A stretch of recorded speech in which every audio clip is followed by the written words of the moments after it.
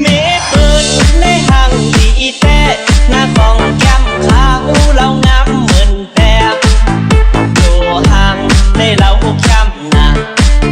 ตัวห้างในเราช้ำหนาคุยตั้งหน้าคุยตั้งหลังสั่งพี่เราถูกตา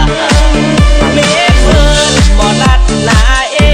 ลัดต่อกำละหือจะจุ่มเสื้อมน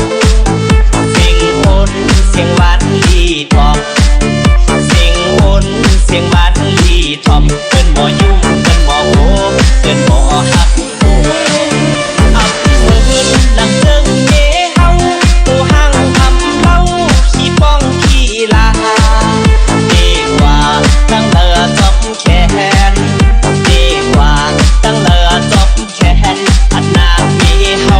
เก่าเตอสูงอยู่เคยเลยไม่เมินหน้าหน้าของแก้มขาวเรางามเหมือนเกินเมินมีเฮาก็เก่าเมินมีเฮาก็เก่าถ้าแค่ไรหนาวกว่าแต่สองแดดหา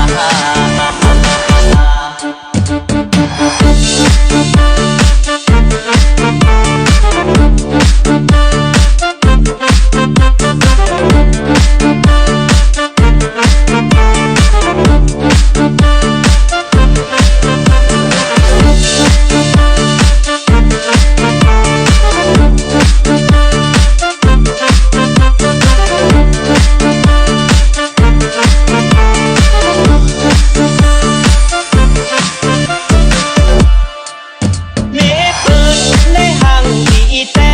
หน้าของแก้มขาวเรางามเหมือนแต่ตัวห้างในเราช้ำหนาตัวห้างในเราช้ำหนาคุยตั้งหน้าคุยตั้งหลัง